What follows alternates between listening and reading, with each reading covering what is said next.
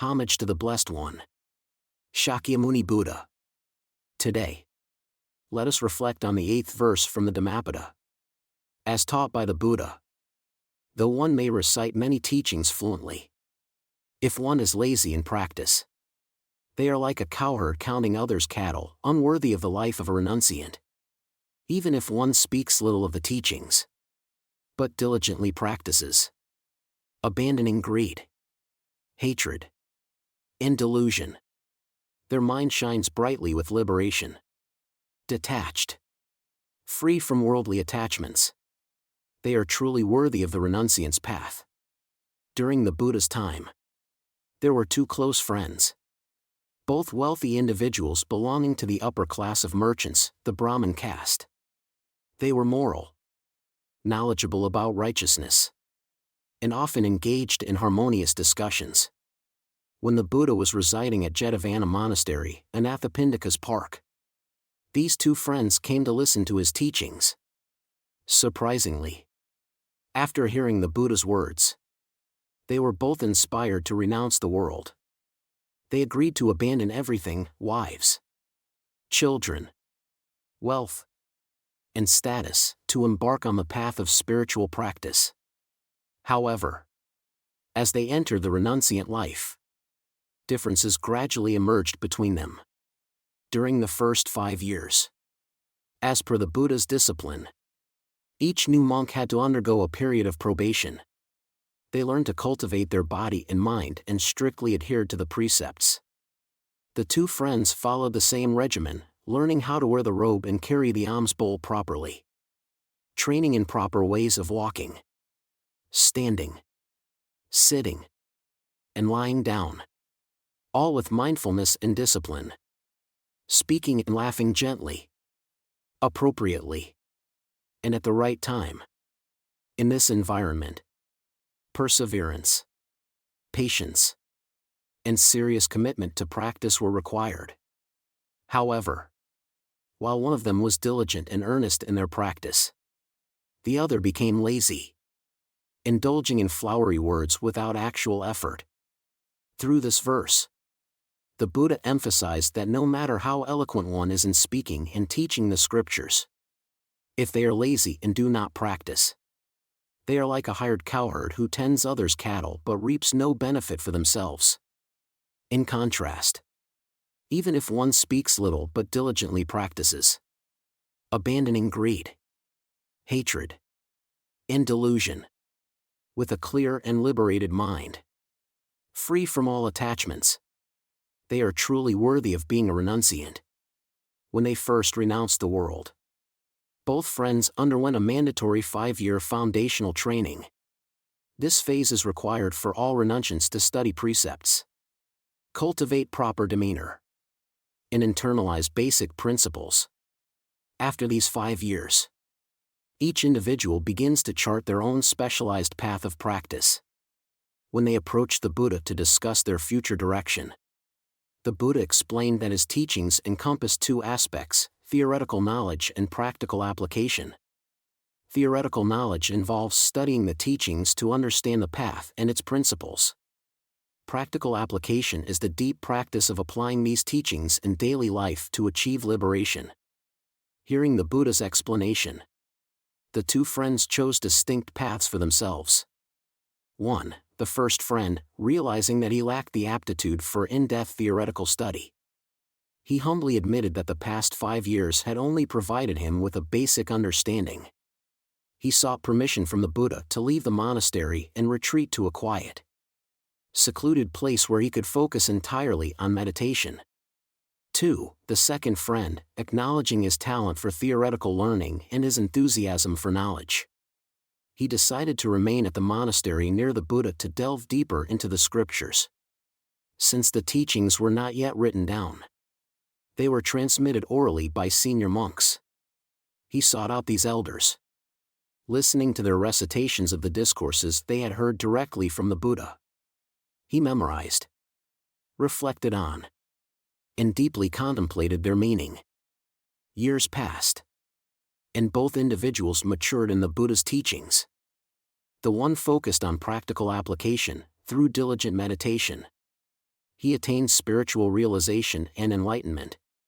He became a master with numerous disciples, guiding them on the path to liberation. The one focused on theoretical study, through tireless study.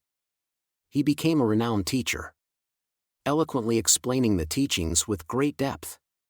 He too gained many disciples, helping them understand the theoretical foundations of the Dharma.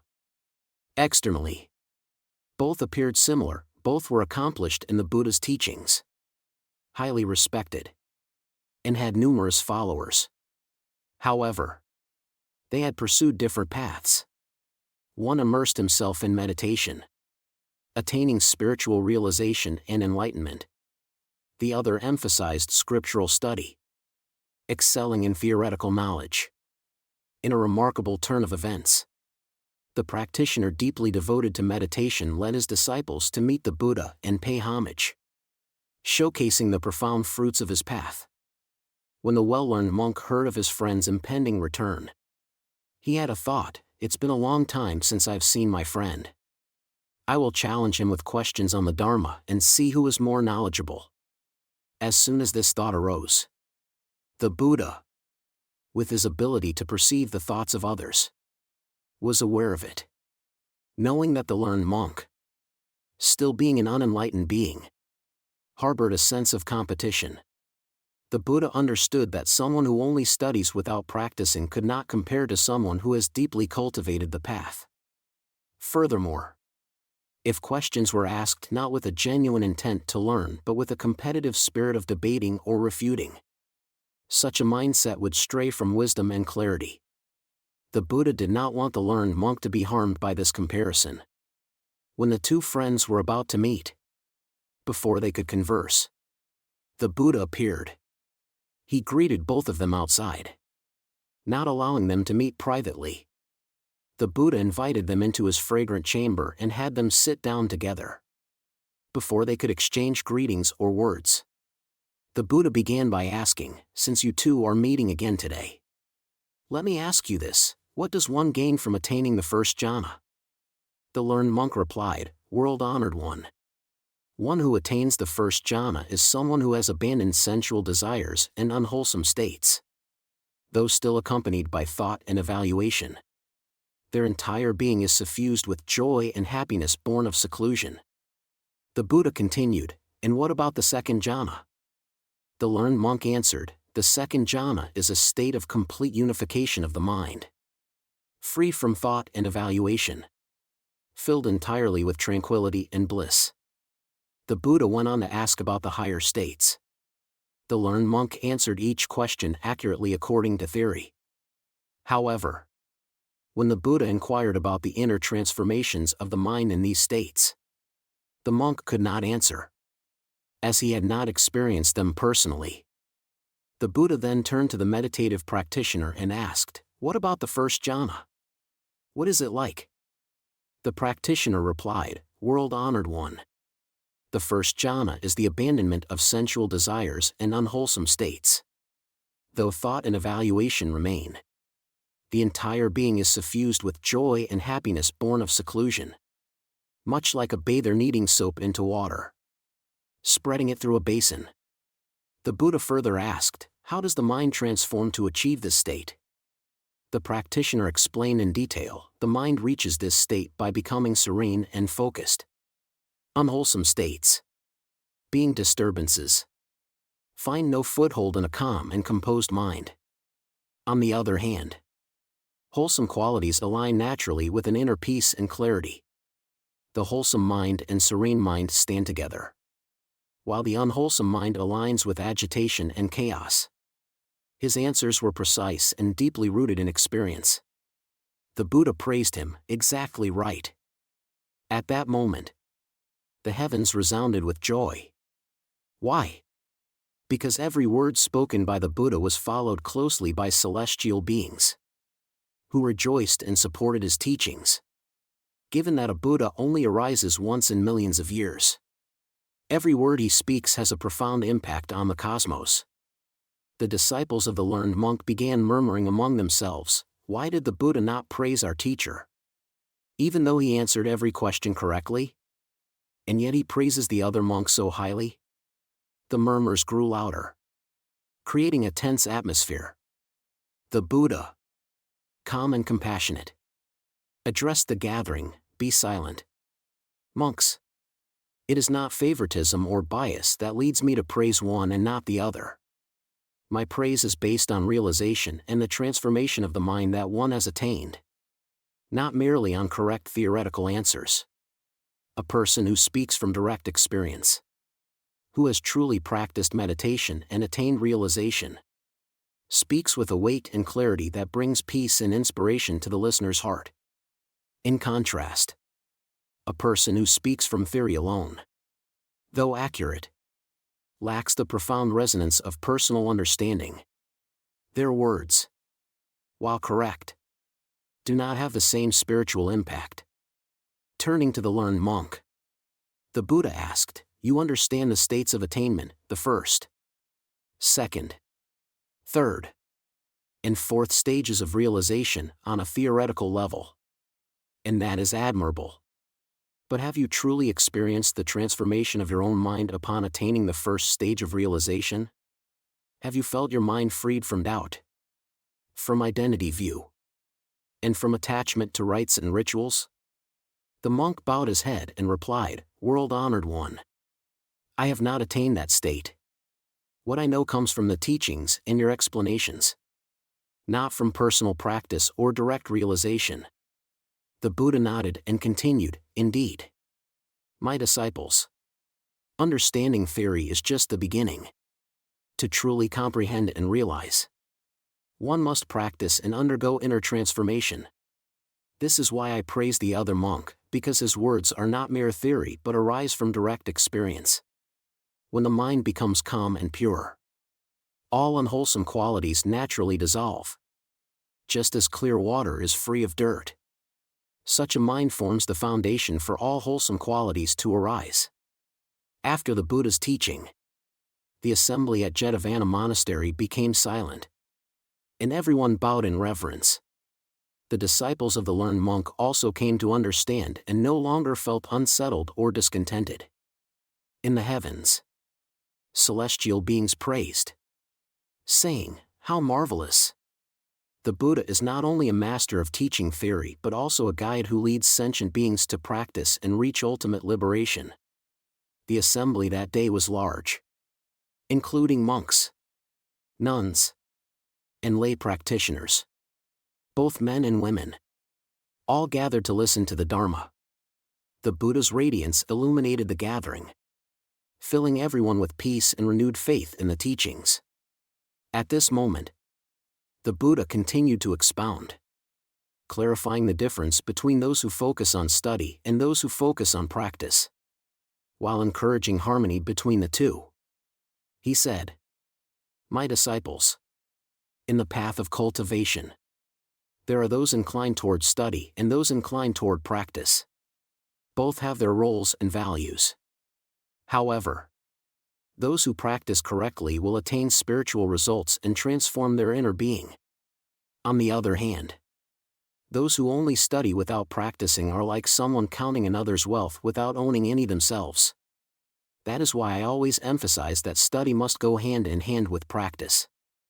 He then recited a verse from the Dhammapada. Though one recites 1,000 verses, if they do not practice the Dharma, they are like a cowherd counting others' cattle, gaining nothing for themselves.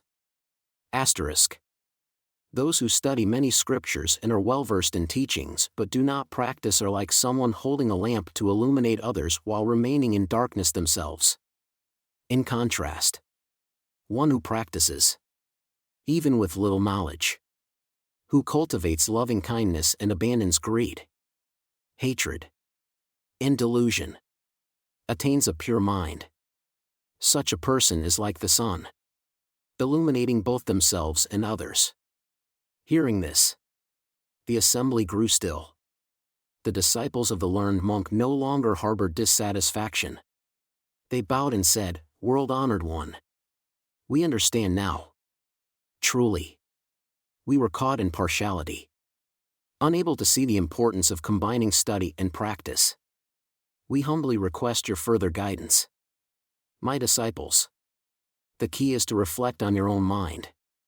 If you find yourself inclined toward study, strive to cultivate practice, so you do not become someone who merely accumulates books without applying the teachings. If you are inclined toward practice but lack understanding, seek to study the Dharma to ensure you walk the path of right practice. Study and practice are like the two wings of a bird. Without one, the bird cannot fly far. The Buddha nodded and concluded, Indeed. My disciples. Do not underestimate anyone, whether they focus on study or practice. Each person has their own unique conditions and path to enlightenment. What matters most is keeping the mind directed toward liberation, letting go of attachments, and not comparing or competing with others. At that moment, celestial beings in the heavens praised, saying, How marvelous! The Buddha has harmonized these two paths, helping them see that both study and practice are essential on the path to liberation. The large assembly that day felt a newfound clarity and a stronger resolve to cultivate the path. The disciples of both venerable monks let go of their distinctions and rivalries, uniting in learning and practicing together to progress on the Buddha's path. The Buddha continued to elaborate on the differences and tendencies among individuals and the underlying reasons for these differences.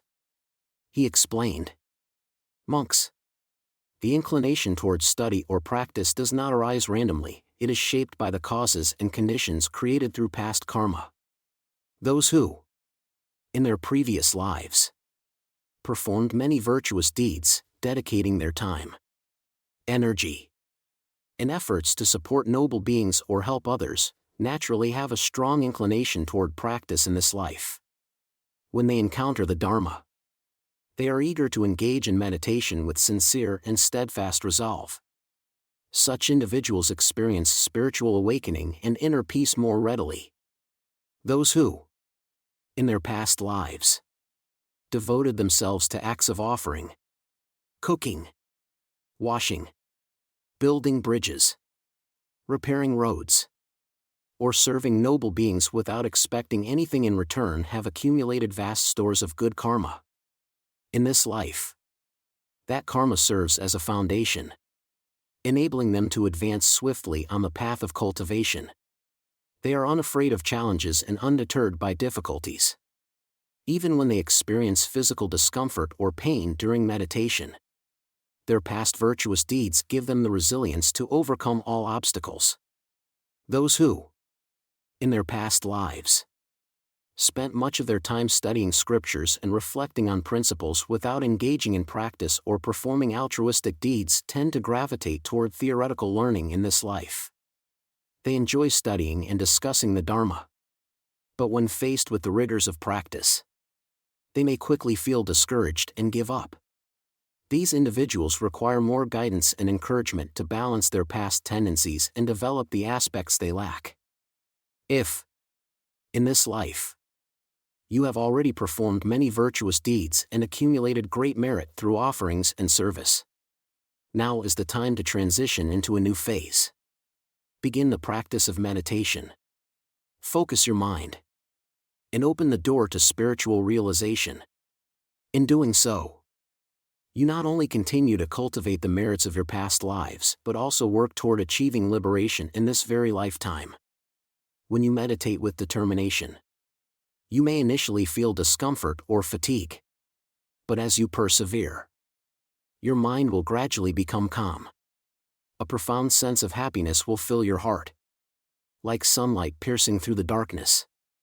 Over time, you will cease to notice the pain or weariness. This is the joy of correct practice, the sign of spiritual awakening.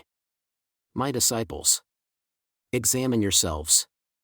If you have already performed many virtuous deeds in the past, now is the time to take the next step, practice meditation and discipline your mind. Only by doing so can you attain ultimate liberation, transcend the cycle of birth and death, and experience true peace and happiness. The assembly was deeply moved by the Buddha's words, and their minds became clear. Many resolve to dedicate themselves more fully to practice, overcoming laziness and fear of meditation to awaken wisdom and approach enlightenment. These differences in tendencies do not arise by chance but result from actions, speech, and thoughts cultivated in past lives. Those who, in previous lives, performed virtuous acts, offered their efforts and resources to help others, supported the triple gem, or served noble beings, naturally find joy in practice in this life. Meditation becomes a delight for them because their past good deeds have created the conditions for them to easily embrace the path. On the other hand, those who, in their past lives, merely praised the triple gem and spoke of virtue without taking action or offering meaningful contributions often gravitate toward theory in this life. They enjoy hearing the Dharma, reading scriptures, and discussing it. But when it comes to practice, they may find excuses to avoid it. This, too, is a result of their past karma. Even those who only praised the triple gem or spoke of virtue without action created merit. As a result, they may be reborn with the ability to inspire others through speech, gaining respect and influence. However, to achieve liberation, speech alone is not enough, one must also act and practice. Ask yourselves, how many virtuous deeds did I perform in past lives? If, in this life, you find yourself naturally inclined toward practice and altruistic deeds, it is a sign of ripe and wholesome karma. If you tend toward learning and find practice challenging, then make an effort to overcome laziness. For practice is the path to liberation. Those who favor practice are like bold individuals who dare to face challenges and overcome obstacles. They are like those who build bridges and repair roads with their own hands, unafraid of hardship. On the other hand, those who only enjoy studying are like people who sit on the shore, talking about how to build a bridge without actually doing it. Both have value, but actions lead to tangible results. Speaking kind words, praising the triple gem, and helping others understand the Dharma are good deeds that generate great merit. However, if one stops at words and does not take action, that merit cannot lead to liberation. Only when you begin to practice and transform your mind can you escape the cycle of rebirth. The assembly listen with reverence. Many recognize their own tendencies and resolve to balance study and practice, not merely speaking about the Dharma but also practicing it to achieve true inner transformation. In daily life, the mind is constantly drawn to the needs of the body and mind. The body craves delicious, nourishing, and affordable food, the mind seeks sensations and change, the brain demands news and new information. Therefore, when people encounter the Dharma, asking them to give up these habits, to sit still, not eat or drink, not communicate, not absorb information, and instead focus solely on purifying the mind, is a difficult challenge. This is why, out of 10 people who encounter the Dharma, only 2 or 3 can commit to serious practice. Most people remain drawn to theoretical learning, listening to teachings, reading scriptures, because it is an easier way to satisfy the brain's desire for stimulation. But practice, such as meditation and stillness, requires overcoming oneself, breaking free from habitual desires and needs, which few can achieve. A good teacher, one who practices and has attained realization, inspires their students to not only learn but also to practice. If a teacher only knows theory without cultivating practice, all 10 of their students will likely focus solely on theory without engaging in practice. But if the teacher has deep experience in practice, then at least 2 or 3 out of 10 students will be inspired to begin their own practice. 2 or 3 practitioners out of 10 students is a good number. These practitioners will become pillars of the Dharma, preserving, protecting, and advancing it. They bring true value, not only upholding the teachings but also helping the Dharma thrive and spread in the community. Those who do not practice but only study theory are like people standing on the riverbank, talking about swimming but never entering the water. When they face a strong current or difficulties, they cannot save themselves or others. Practitioners, on the other hand, are like those who have entered the water, swum through waves, and overcome challenges. They are the ones truly capable of guiding, helping, and preserving the Dharma. Do not let your mind settle for the satisfaction of theoretical learning. Only practice can bring about true liberation. A hired cowherd, though always with the cattle, caring for them, leading them to pasture, does not own them. They gain nothing from the cattle except a small wage. Similarly, someone who studies the Dharma, memorizes scriptures, and speaks eloquently but does not practice, does not truly benefit from the Dharma. They are no different from the hired cowherd. They fail to receive the immense benefits of the Buddha's teachings. The Dharma is not just for study, nor merely for discussion, it is for practice. Only through practice can we achieve great peace, indescribable happiness, and liberation from all suffering. Without meditation, without stilling the mind, without confronting and overcoming delusions, no amount of discourse about the teachings can truly enable mastery of the Dharma. Someone who studies many scriptures without practicing is like a person holding the key to a great treasure but never unlocking it. The treasure lies before them, yet they remain in hunger and suffering because they neglect the most crucial step, applying and mastering the Dharma in their own lives. Only when you practice, beginning with meditation, maintaining a pure mind, and gradually mastering yourself, can you truly inherit the value of the Dharma. This is the end of all suffering, a joy that transcends worldly pleasures, and the profound spiritual achievement that the Buddha realized and taught. Those who do not practice, no matter how learned they may be, are not worthy of being called renunciants. The goal of Buddhism is not just to learn but to achieve liberation. A true renunciant is someone who dares to face themselves, confront their delusions, and attain liberation in this very life. Sit down to meditate. Face yourself. Battle every unwholesome thought and delusion that arises. Only through practice can one experience the immense happiness that the Dharma brings. Do not be like a hired cowherd who remains outside the essence of the Dharma without truly touching its core. Practice. Master the Dharma, and fully inherit the happiness and liberation that Buddhism offers. The Buddha expounded on the profound difference between theoretical knowledge and direct realization, as well as the mental state of someone who attains the first jhana. We can read, listen, and memorize definitions of the 4 jhanas, the 4 stages of enlightenment, or mindfulness and clear comprehension.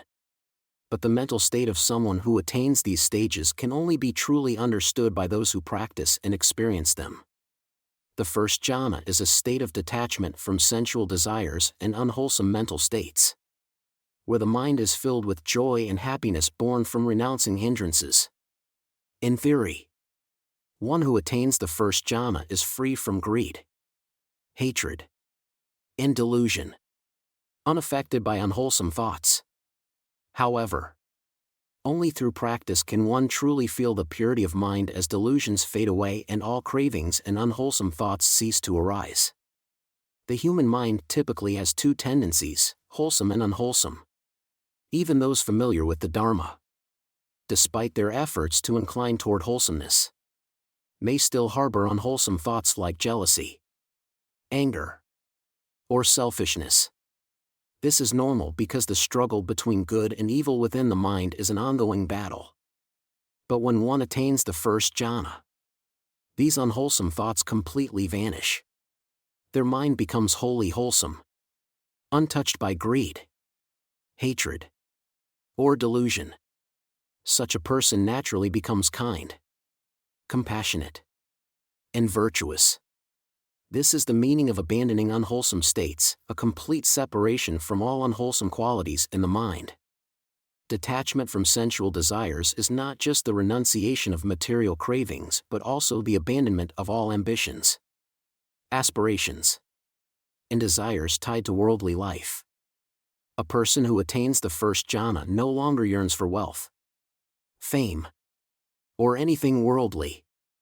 Their mind becomes serene, free from the influence of desires. Imagine someone sees a great pile of gold.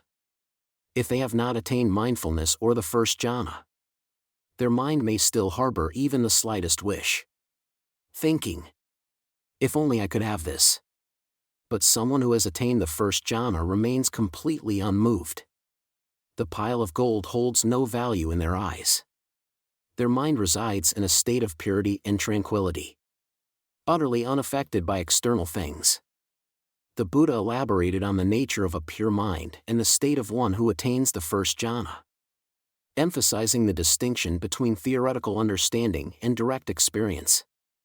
A person who attains the first jhana achieves purity of mind, not just through abandoning unwholesome thoughts but also by leaving behind all desires, including primal instincts like sexual craving. This state is not easily achieved. Someone who attains the first jhana is extraordinary, a superhuman being, because they have accomplished what most people, even with a lifetime of effort, cannot. Some misunderstand that a pure mind means abandoning both wholesome and unwholesome thoughts, neither doing good nor evil. This is a serious wrong view. A pure mind is not empty or indifferent. On the contrary, it is inherently wholesome, overflowing with compassion, kindness, generosity, and patience. A person with a pure mind naturally speaks, acts, and thinks in wholesome ways without deliberation. The purpose of Buddhism is, avoid all evil, cultivate all good, and purify the mind. Anyone who claims that a pure mind neither involves good nor evil, abandoning even compassion, falls into wrong views, leading Buddhism astray, and will face serious karmic consequences. Someone who only learns theory without practicing is like a person who studies mathematics but never solves problems. They may memorize formulas for derivatives, integrals, and trigonometry, but when faced with an exam, they cannot solve a single problem. In life, they will also struggle, unable to handle real situations. Conversely, someone who practices, even if they learn little but solve many problems, will master the subject and handle situations skillfully. This person is truly skilled and beneficial. Similarly, a musician who memorizes musical notes and understands music theory but cannot play an instrument cannot create real music or touch the hearts of listeners. In the same way, those who study Buddhism without practicing, who avoid confronting delusions or battling greed, hatred, and delusion, cannot achieve inner transformation. Such a person may speak eloquently about compassion, but when faced with difficulties, they fail to demonstrate compassion through their actions. Their compassion becomes empty words, offering no real benefit. Those who truly practice, even if they speak little, imbue their words with the power of lived experience. They have confronted themselves, endured suffering, and overcome delusions. Each word they utter touches the hearts of listeners. When such a person teaches the Dharma, it inspires others to live better and aim higher. A single teaching from someone who practices deeply can change a listener's entire life. It is not dry theory but a living lesson from experience. The listener no longer wishes to live as they did before, they aspire to become better people and contribute to the world. When approaching the Dharma, remember that learning is just the first step. Practice is the path to enlightenment and liberation. Apply what you learn to daily life. Start with small acts, love those around you, perform good deeds, and conquer the delusions in your own mind. This discourse on the Dhammapada ends here for now. I look forward to our next session, where we will delve into more profound and meaningful stories from the Buddha's journey of teaching. May you all stay healthy, peaceful, and diligent on the path of study and practice. Homage to the Blessed One, Shakyamuni Buddha.